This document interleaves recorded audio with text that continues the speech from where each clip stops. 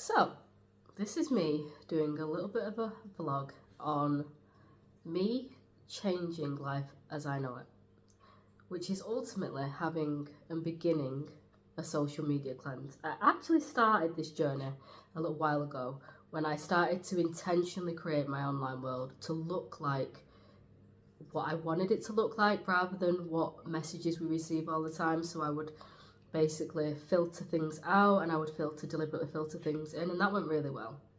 And this is like another layer to it where I'm basically coming off my personal social media and I'm still on my business social media, so I'll tell you how I've defined what I'm keeping and what I'm not keeping in a moment.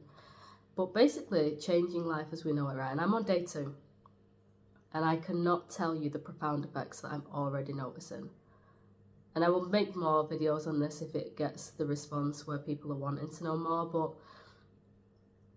day 2, I'm so surprised what I've already uncovered. I never realised that my addiction to my phone, and I think universally everybody's addiction to their phone, is quite shifting and changing the lens that we see things through. So I'm having a social media cleanse, and again, I'll go into details about what that's going to look like in a minute, but this is off the back of me it coming up to New Year. So we are on the 27th of December 2023, and around this time of year many people go away and make resolutions, don't they? New Year's resolutions where they make promises to themselves. That is what I name it. I personally name it promises to myself, because maybe about 6 years ago I began as I'm a therapist, and I began a deep, meaningful journey where I repaired my relationship with myself due to many traumatic, many unhealthy experiences. And one of the things that helped me repair my relationship with myself is that I promised myself that I would keep my word to myself. Anything that I said I would do, I wouldn't say I would do it if I'm not going to truly do it and I wasn't going to show up for myself. But now I do that, and I actively don't really have to think about that much. So I didn't go into making promises to myself this year under the terms of things that, like, I might keep it, I might not. If I wasn't going to keep it, I wouldn't bother writing them down. I wouldn't have bothered making them. And that's my personal advice that I would suggest to anybody, only because the damage that does to your relationship with self is something that you'll have to salvage at some point if you decide you want to do that. Anyway, so I decided this year, and again, I know that New Year's resolutions get a bad rep, and a lot of people don't like them because a lot of them are empty and hollow, and a lot of people say them and they probably have the best intentions for saying them, but they don't follow through on them because, again, I don't think that they put the multi-layer structure in, if you will, as to how you can make those things real in reality, or thinking about the pitfalls and the potential obstacles and whether you are willing to face them and overcome them. So anyway, my list, so I'll actually read you my list of what I've said to myself this year. So here's my list. And a lot of people might make these lists, and I was one of these, by the way, who I would make the list first and I wouldn't put any action behind it and any sort of, so for me, I always say, like, basically, what rules can I create for each promise so that I can make sure that I can keep it. But my promises for myself this year are less of what is unimportant and irrelevant, including social media. 2, taking care of my body the same way that I do take care of my mind. 3, do what I need to do in order to see the world more and travel more. And number 4, continue to work on and develop my loving relationship with myself and be open to growth. Some of these don't require much action or work from me because I'm already very much years down the line with them, but I thought that I would go into number 1 because that's what this video is about, which is the social media cleanse. So I had to firstly basically create rules around how I could make this happen. So if I am shedding myself of anything that's unnecessary, irrelevant, unimportant, I needed to basically create some structure around it. And one of the first things I thought would be important to do is create my personal definition of what I think is unimportant or irrelevant personally to me. So I defined it as anybody or anything that isn't for the greater good of me, themselves or others, things that remain or encourage you to remain stuck and move you either towards things that are damaging, hurtful, destructive or backwards. And once I defined that, I just couldn't for the life of me say that social media, not all of social media, but a lot of social media comes under that umbrella. And you might be like, why do you think that making a video and putting it on YouTube doesn't fall under that category? And I think that, again, when I said to you that a couple of years ago, I tailored my world to looking more in alignment with what I wanted to see and what I needed to surround myself with. One of those things that I discovered then is that any belief and any vision and anything that you want to confirm, you can surround yourself with, because that's the beauty of the internet. And I learned that I want to surround myself with things that help me grow and help me reach my potential and don't feed into insecurities and things like that. So the things that I've decided I'm keeping this year in terms of social media, because again, I'm a private therapist, I'm keeping all my business social media, but I am minimizing it. So I've deleted LinkedIn.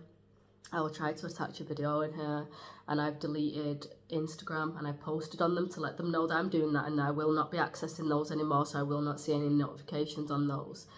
And I will be keeping certain ones. So Facebook, I get quite a lot of business through that, so I will be keeping my Facebook, but I've deleted my personal profiles. I'll be keeping my business profile, and I will be creating videos and I'll be vlogging, and the main reason for that is I learn a lot through it.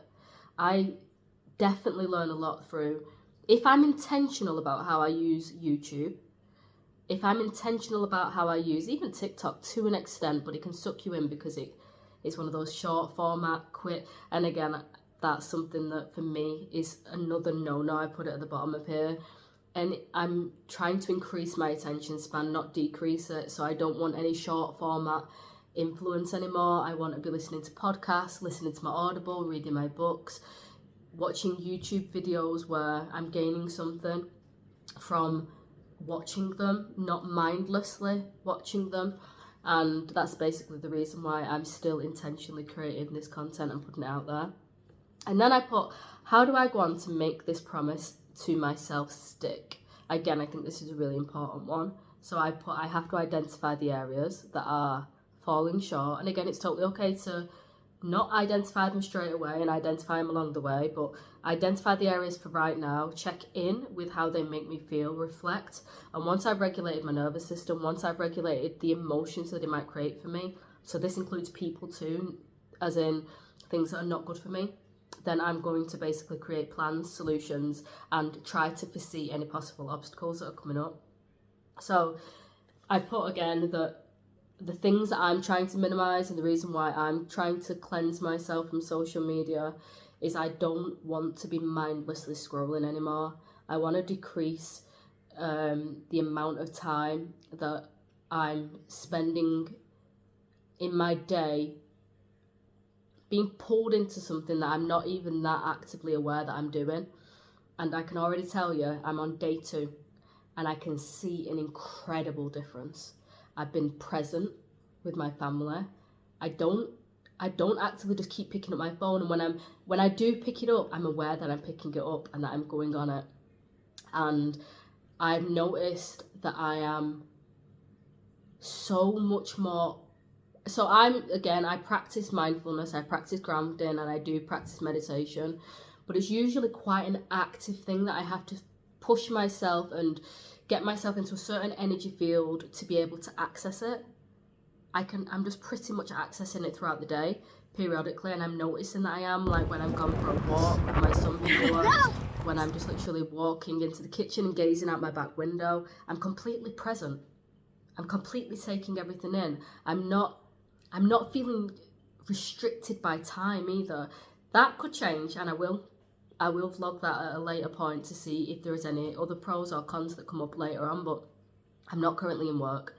So that might also be the reason why that is so much easier, but I'm not feeling time restricted.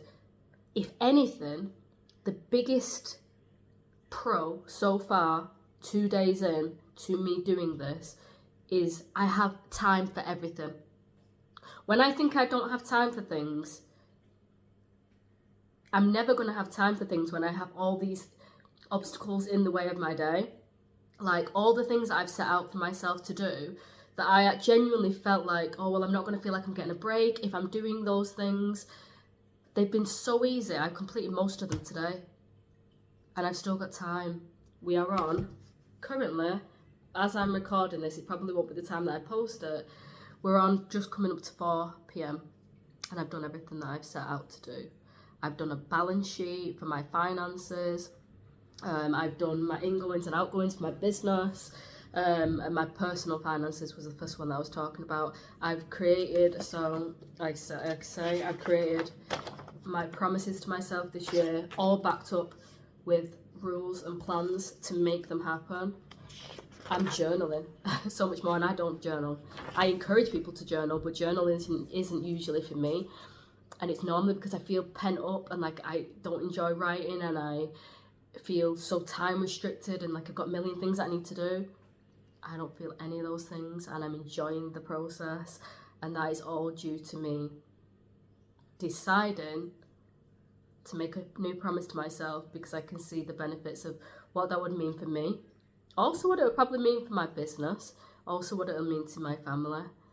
And I'm just dumbfounded. I'm dumbfounded that I'm 2 days in. I'm 2 days in and I'm seeing a profound effect on my person, on how much I can do and achieve, and how good it feels. It's absolutely crazy. So I'll go back to what I was originally saying. I don't want to be influenced by herd mentality. Anybody who is into psychology will know that herd mentality is one of these things where even when we don't want to be, the influence of more than one person all pushing for a certain agenda or a certain thing, and when you can think of social media isn't just a couple of people, it is a mass. It can make us fall into beliefs, it can make us fall into things, it can make us fall into ideas, it can make us follow things, it can make us act in a certain way that I do not want to engage in. And I'm somebody who will challenge that, but then I'm sat there and I've been influenced, just like everybody else has, to get a phone and get these apps and be present on them and show my life through a lens and do all these things that are, in my mind, on reflection, completely unnecessary. And this is my journey. And another thing that I do want to say, and again, I'm not endorsed in any way to say this, I'm not being sponsored, but something that I did download that has made the journey about what I've been talking about a lot easier is the Minimalistic app. I'm going to show you, I'm going to try and input a video into this video where I can basically show you what that looks like and how it makes your phone so unappealing. It's true, it really does, because it's not like your bright colourful apps and you're not getting all your notifications that will pull you in. Like, have you ever been on your phone and you'll go on to do something, like I'm going to go on the calculator to figure out how much, all that is, or whatever it might be, and then by the time you've clicked on it, because of the notifications, the bright icons, you're on something else and you can't remember what you went on your phone for. I think we've all been there. It stops all that happening. I go on my phone for an agenda now and I come out with an outcome. And it makes me spend so much less time on my phone because it's all black and white and it's all in writing. And like I say, I will input a video so you can see what it looks like. I only allow notifications from things that are important and essential. I do not allow any notifications from anything that's not. And like I say, it's freeing up so much more of my time. And it does cost money. So I didn't know this. And at first when I was thinking about this and before I'd created the plan, I was like, it's just free. It isn't. And I was a bit like, oh, I don't really want to pay that. And then I thought, wait a minute. I know this, especially working in the private sector, and especially for things that I'm willing to pay for. People who pay attention. It's as simple as that. If I'm paying for the gym, I'm going to the gym. I know this isn't true for everybody, but it is for me. When I buy a course, if I'm paying a good amount of money for it, I'm paying attention. I'm not going to be lapsy-daisy about it.